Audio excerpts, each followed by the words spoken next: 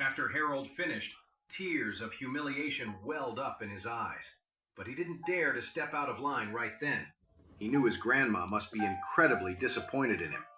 At this point, he couldn't risk saying anything else to make her angrier.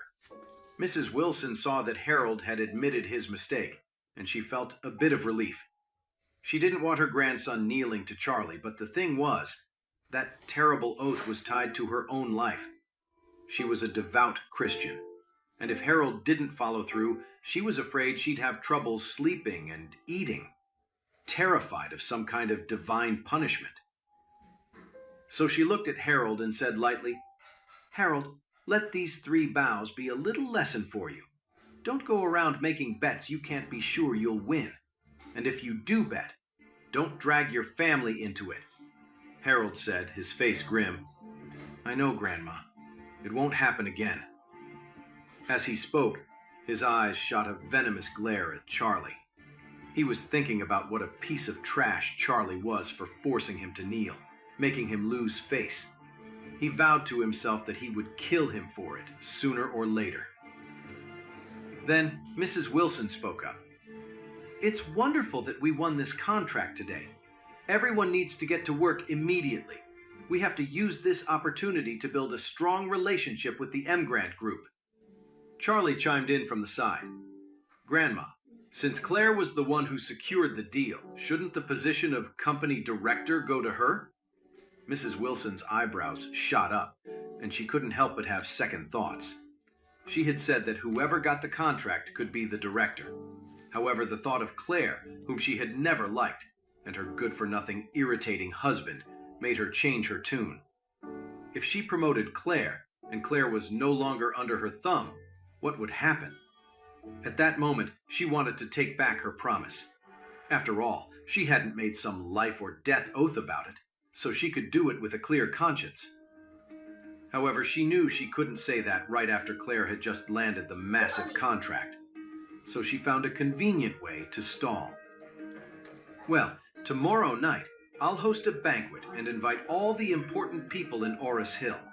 Then, in front of everyone, I will announce our partnership with the Emgrand Group and the appointment of the new director." Hearing this, Charlie felt a wave of relief and satisfaction. Claire smiled softly. It seemed the director position was finally hers. She wouldn't have to worry about being pushed around anymore, and her parents could finally hold their heads high.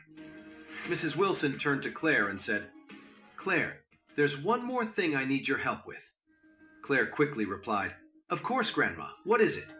Mrs. Wilson said, "I want you to contact the chairman of the Emgrand Group and invite him to the banquet tomorrow." After a pause, Mrs. Wilson added with an expectant look, "If he comes to our banquet, it would be a massive coup for our family. It would really put the Wilson family on the map." Claire thought for a moment, then hesitated. "But when I went last time, I only met Doris, the vice chairwoman. I never met the chairman himself. Besides, we just landed this project.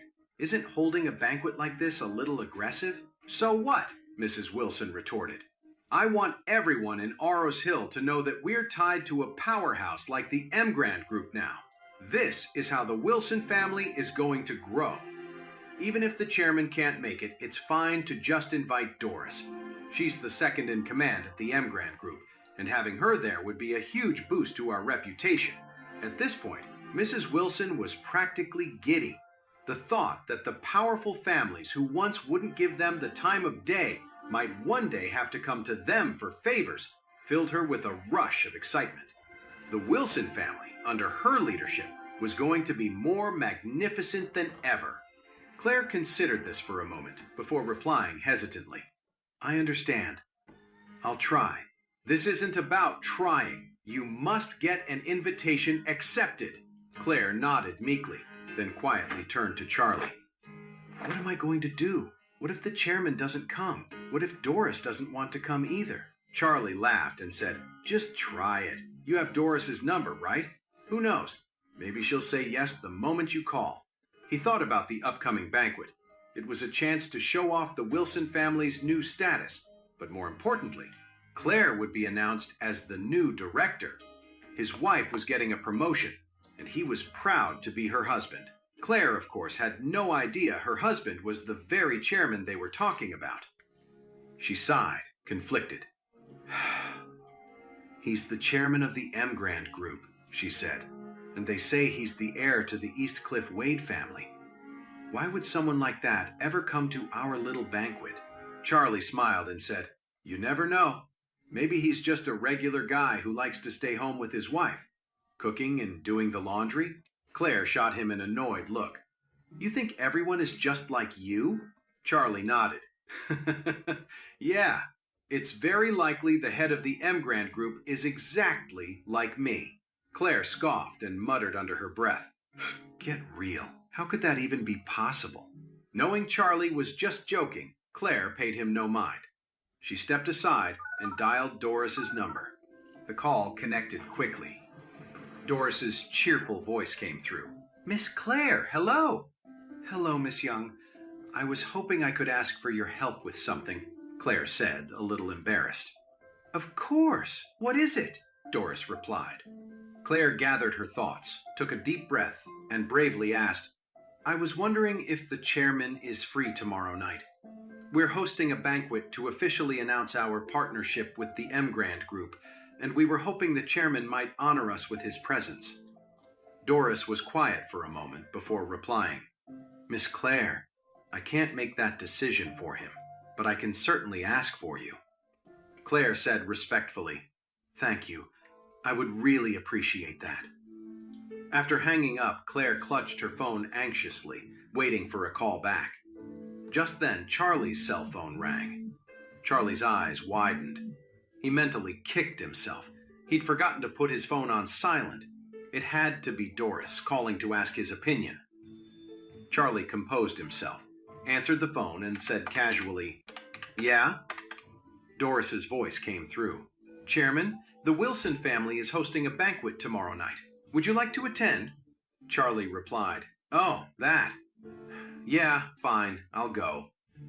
With that, he quickly hung up and mumbled, These telemarketers are so annoying. Claire didn't suspect a thing. A moment later, her phone rang again. It was Doris. Miss Claire, our chairman has agreed. He said he'll be there. Really? That's wonderful. Thank you so much for your help, and please thank the chairman for me. Claire was suddenly overcome with excitement. She couldn't believe he had actually agreed. Claire rushed over to Mrs. Wilson. Grandma, the chairman of the Emgrand Group agreed. He's coming. Really? Mrs. Wilson was suddenly ecstatic. She immediately turned to the Wilson family members in the room and commanded, Get everything ready. Book the best hotel. Order the finest food and drinks, and prepare to welcome the Emgrand chairman. And another thing, she added, send invitations to every major company in the city. Let them know that the chairman of the Emgrand Group will be there.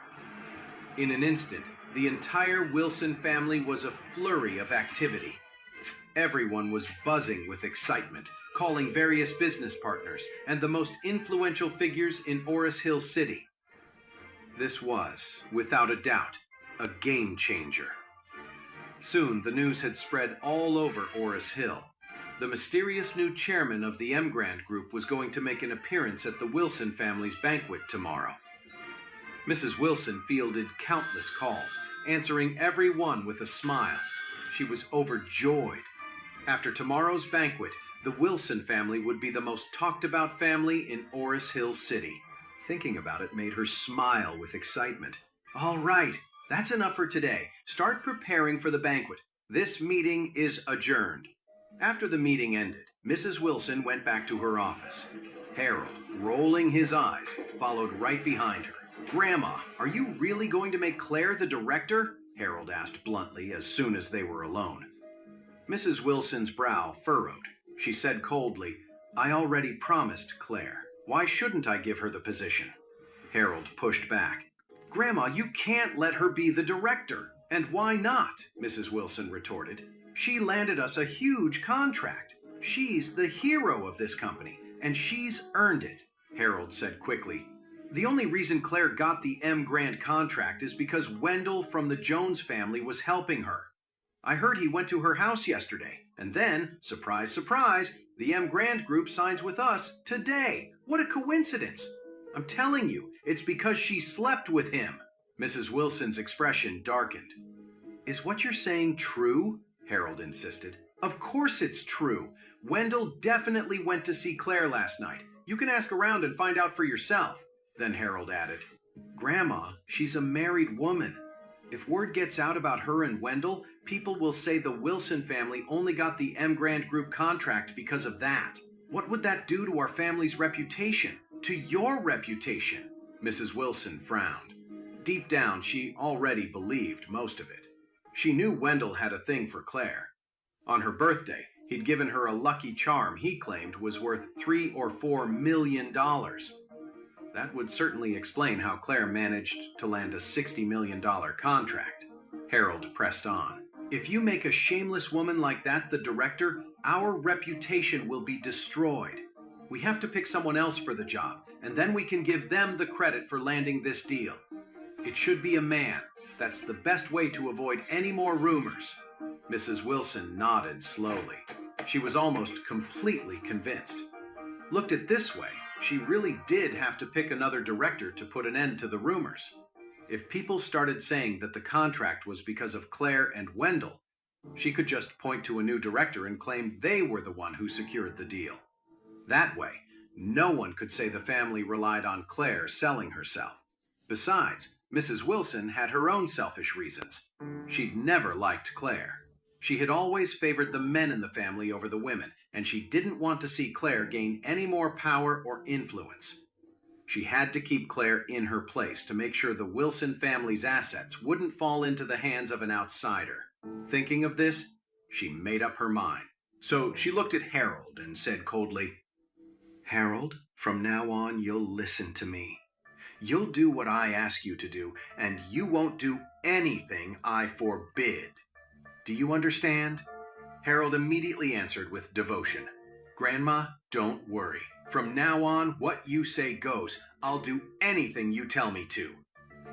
Good. Mrs. Wilson nodded, satisfied. At the banquet tomorrow, I will tell everyone that you are the new director and that you're fully responsible for the partnership with the M. Grant Group. But you must remember to be obedient. I can make you, and I can break you. Harold was ecstatic and quickly promised, Grandma, don't